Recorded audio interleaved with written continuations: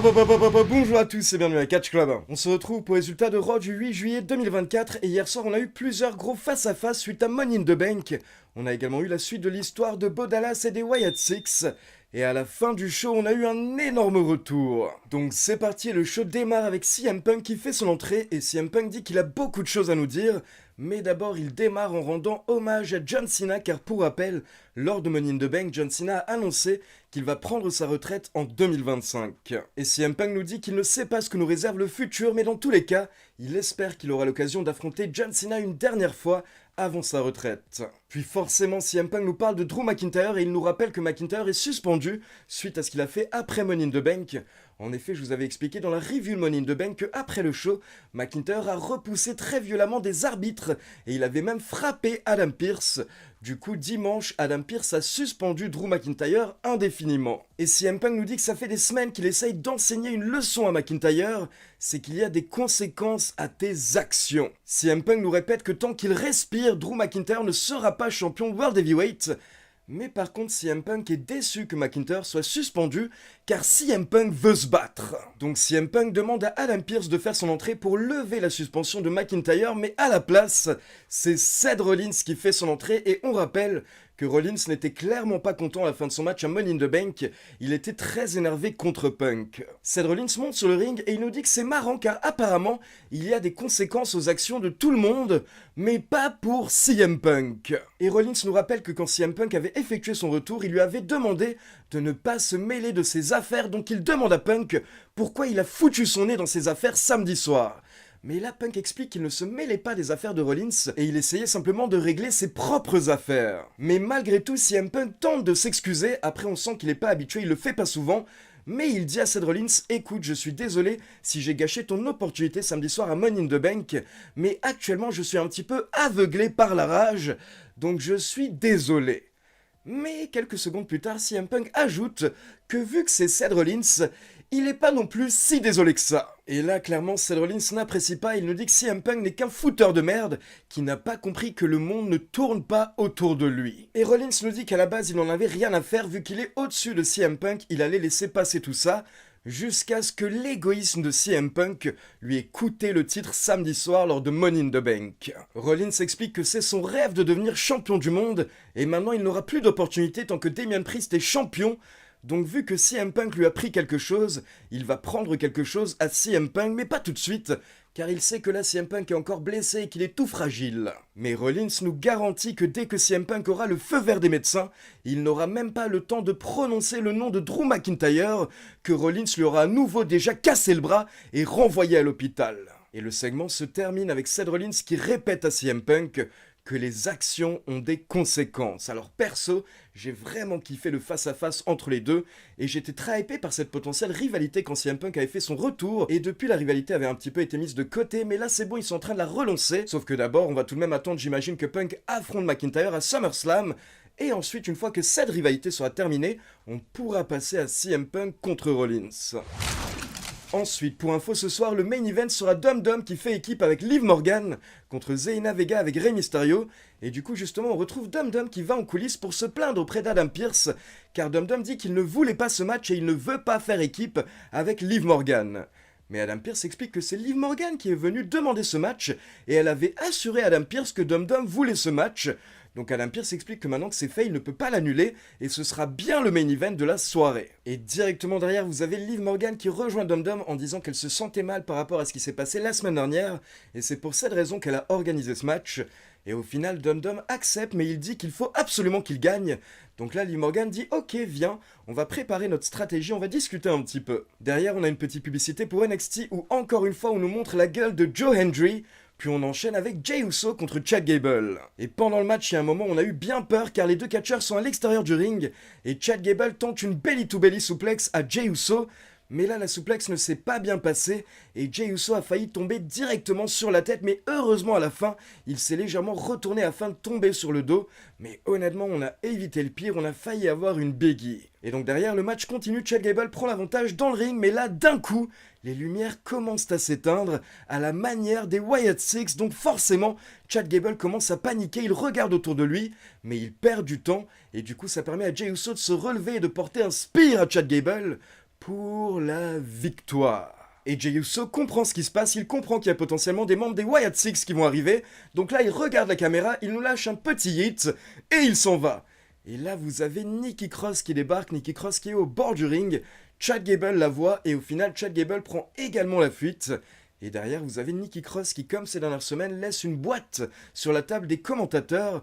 Michael Cole ouvre la boîte avec Pat McAfee et dedans, encore une fois, il y a une cassette sur laquelle il y a marqué Play Me. Donc on retrouvera le message des Wyatt Six un peu plus tard.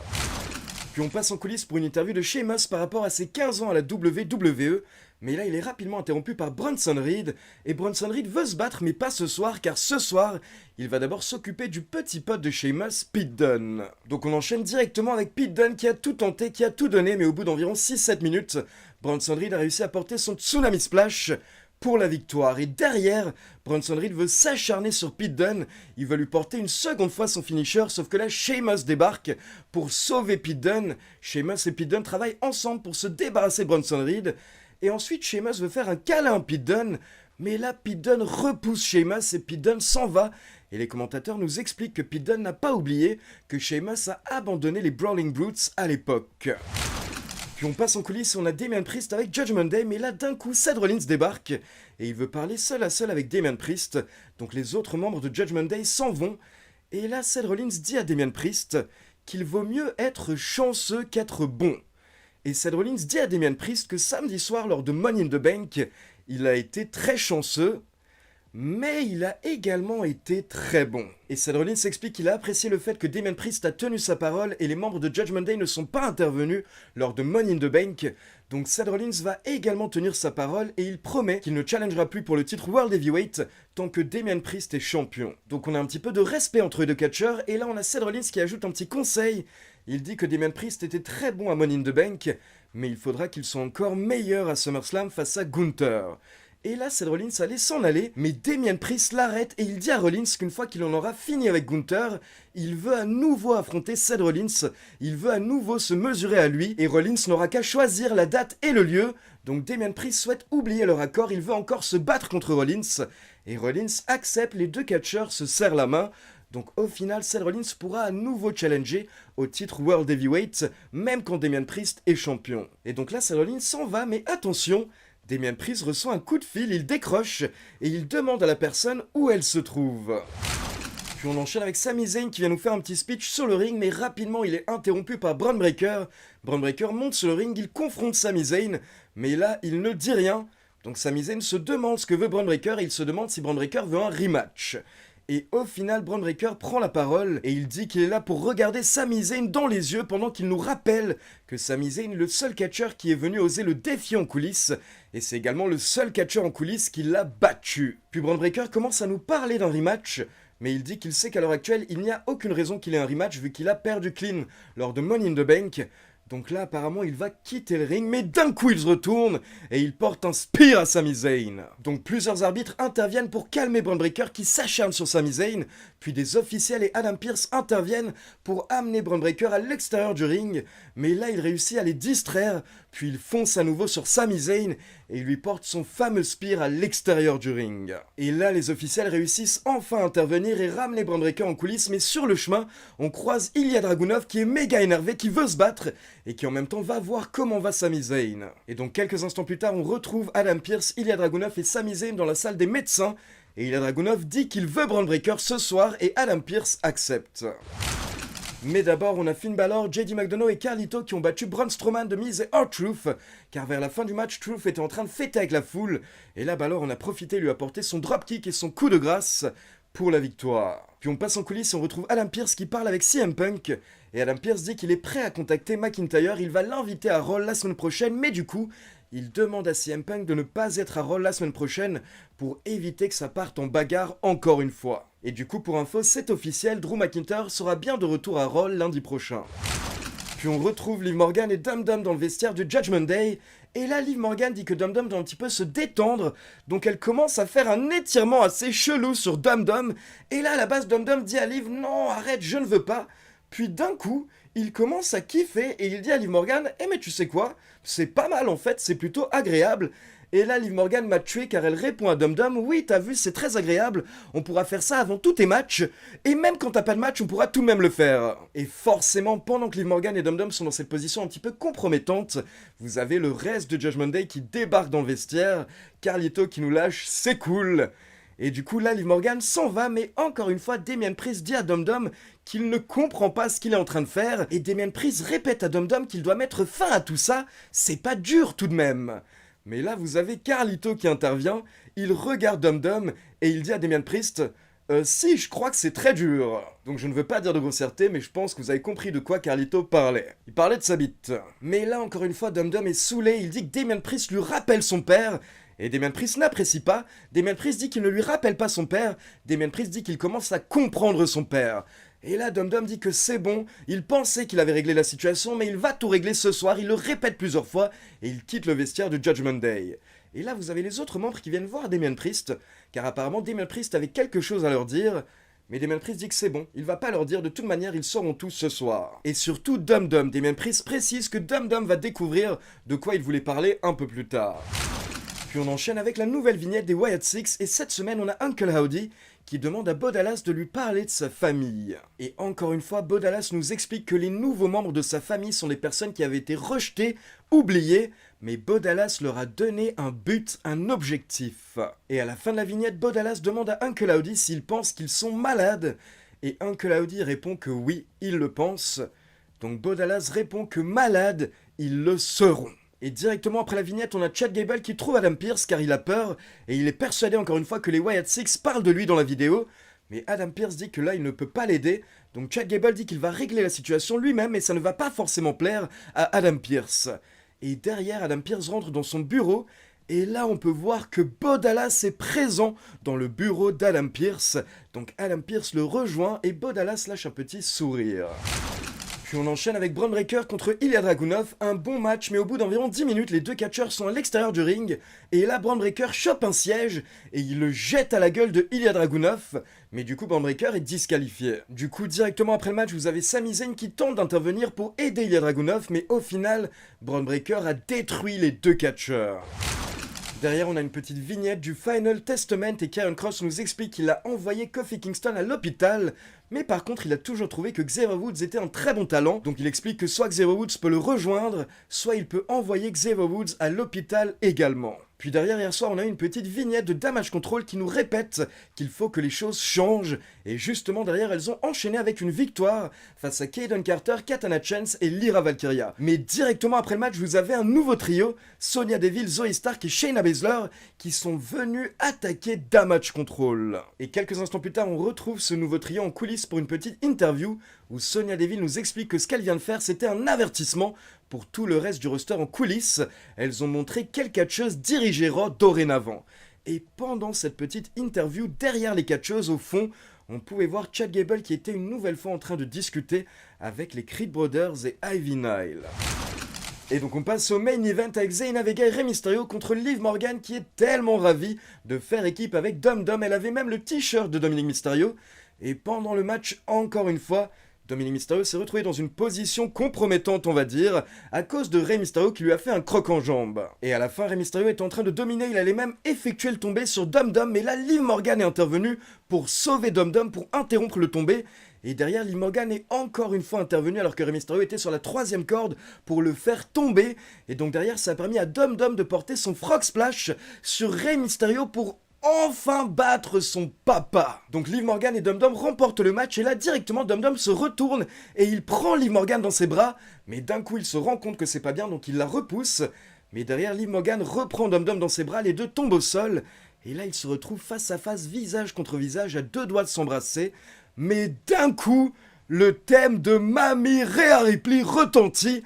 Mamie est de retour, elle se dirige vers le ring, là vous pouvez voir que Dum Dum et Liv sont choqués, et donc bien entendu Liv Morgan prend la fuite, elle s'en va, et donc là Mamie monte sur le ring, elle confronte Dum Dum, et elle lui dit simplement Mammy's back, Mamie est de retour, et du coup là Dum Dum fait comme s'il voulait un câlin, il ouvre les bras, Mais Mamie le repousse, elle s'en va, et donc le show se termine avec Rhea Ripley qui retourne en coulisses, et Dum Dum qui la suit, et Dum Dum tente de s'expliquer en disant que depuis l'absence de Mamie, il essaye de régler les problèmes, il essaye de régler les choses. Donc grosse fin de Raw, très gros retour, on enchaîne directement avec l'avis de Pierre qui est de retour, et ensuite ma conclusion. Bien qu'on se soit fait baiser la gueule à Money in the Bank à cause de la rivalité Punk-McIntyre, on démarre l'épisode de ce Monday Night Raw avec une superbe promo, un super segment entre CM Punk et Seth Rollins. Ils nous ont donné tout ce qu'ils avaient, c'était super intéressant, je me suis régalé. Ils sont très bons pour ça, on peut pas leur retirer. Eh, Seth Rollins, il y a John Travolta qui a appelé, il veut récupérer ses chaussures. Oui, mes vannes sont toujours aussi flinguées, vous pensez tout de même pas que j'aurais eu le temps de m'améliorer? Bref, je ne sais pas si ça va se transformer en rivalité à 3, mais j'ai hâte de voir la suite. Ça n'empêche qu'on était vraiment pas obligé de gâcher la mallette Money in the Bank pour ça. Sans avoir gâché la mallette, ça aurait eu le même impact. Après un match plutôt moyen de Jey Uso contre Chad Gable, Nikki Cross revient nous livrer une nouvelle cassette. Ça va, j'ai raté plusieurs épisodes, mais on en est encore à ce stade-là. Faudrait vraiment que quelqu'un leur apprenne à se servir d'une boîte mail, ce serait un petit peu plus rapide quand même. Quoi qu'il en soit, c'était encore un super segment vidéo de Bo Dallas qui parle à son double Uncle Howdy. Il lui parle de sa famille, des autres membres de la Wyatt Six, il dit que ces gens ont été oubliés. Alors moi je suis pas d'accord, ils ont pas vraiment été oubliés. Dexter Lumis il s'est marié, il faisait du dessin, pendant que Nikki Cross était sous champi hallucinogène et elle se prenait pour une super héroïne. C'est bien, non? Non, plus sérieusement, j'aimerais en savoir plus sur eux. Maintenant, j'aimerais que les prochains interviews soient basés sur les autres membres des Wyatt Six. Qu'on ait leur ressenti sur tout ça, qu'on ait un petit peu une histoire autour d'eux, qu'on en sache plus sur leurs convictions. Ça pourrait être très très cool. Braun Breaker apparaît une fois de plus ultra dominant en tabassant Sami Zayn et Ilya Dragunov plus tard dans la soirée. C'est dommage qu'à Money in the Bank, un simple Helluva Kick, ça l'a mis hors d'état de nuire. Le mec, il est fort uniquement en weekly, c'est génial. Un clan Sonya Deville, Zoe Stark, fille de Tony, et Shayna Baszler, oui, je dis oui. C'est ce que j'attendais depuis des semaines. Ces trois femmes sont incroyables et elles peuvent tout détruire à Monday Night Raw. Voilà, on me traite de fou quand je dis que la division féminine se porte de mieux en mieux, mais comme tout ce que je dis, j'ai entièrement raison. Car à part Nia Jax et Liv Morgan, cette division est de plus en plus intéressante. Et d'après les rumeurs, on devrait avoir des titres mid-card prochainement. Ça va être encore mieux, bravo mesdames. En parlant de la division féminine, après que le mixed tag team match très soporifique se soit enfin terminé, Rhea Ripley a effectué son retour, oui. Bon, par contre, c'était nul. Son retour, c'était un petit peu un pétard mouillé. Car une fois de plus, visiblement, ils ont pas su gérer leur temps, ils ont coupé le segment en plein milieu. C'est génial, un retour qu'on attendait depuis des semaines. Sans déconner, vous auriez pas pu faire moins long pendant le match tag team? Là, on voit juste Rhea Ripley qui arrive, Liv Morgan qui part, et ça s'arrête là. C'est vraiment dommage, j'espère qu'ils vont se rattraper la semaine prochaine. Et Rhea, reprends vite ton titre, s'il te plaît, je t'en supplie. Mon avis sur cet épisode de Monday Night Raw, c'était plutôt cool. Ça fait du bien après un Money in the Bank ultra décevant. Regardez NXT Heatwave, ça a relevé le niveau également. Par contre, je veux qu'on licencie Adam Pearce sur le champ, car sa gestion de Monday Night Raw est catastrophique. Non mais le mec, il s'acharne sur Drew McIntyre, il le suspend, il lui file des amendes, alors que sa colère est tout à fait légitime. Tandis que CM Punk, ça fait 3 fois qu'il nique un match de championnat et Adam Pearce lui dit: tranquille CM Punk, va te reposer auprès de ta femme, va caresser ton clébard moche. Non mais on est où là? Je vais lancer une pétition pour que Nick Aldis gère les deux shows, il le fait beaucoup mieux qu'Adam Pearce. Voilà, vous m'aviez manqué, merci à tous, à la prochaine, merci Ali et vive le catch. Alors perso, il y a également beaucoup de choses que j'ai aimé dans cet épisode, notamment le face-à-face entre Rollins et CM Punk. Je pense que ça va être une rivalité qui va être très intéressante. À côté de ça, également le face-à-face en coulisses entre Rollins et Damian Priest, et le fait que Rollins a montré qu'il respecte dorénavant Damian Priest, et qu'il l'a trouvé très bon samedi soir. Ce sont des petits détails, des petites précisions, mais qui font du bien au personnage de Damian Priest, et qui lui donnent encore plus de crédibilité. Ensuite, on a Braun Breaker qui s'est directement relancé après sa défaite à Money in the Bank. On a également la création d'un nouveau trio assez intéressant, avec Sonya Deville, Shayna Baszler et Zoe Stark. Le segment de la Wyatt Family, des Wyatt Six plutôt, était encore une fois très bien, et cette fois-ci, Bo Dallas était enfin là, donc hâte de voir la suite. Et puis Mamie est de retour, donc forcément on a tellement hâte de voir la suite par rapport à Mamie, Liv Morgan et Dum Dum. Donc voilà, c'est tout pour le résultat de Raw, et maintenant comme d'habitude c'est à vous. N'hésitez pas à me laisser vos avis dans les commentaires, et comme d'habitude, n'oubliez pas de liker la vidéo, de vous abonner à la chaîne et de cliquer sur la petite cloche pour être informé de la sortie des prochaines vidéos. Ciao tout le monde!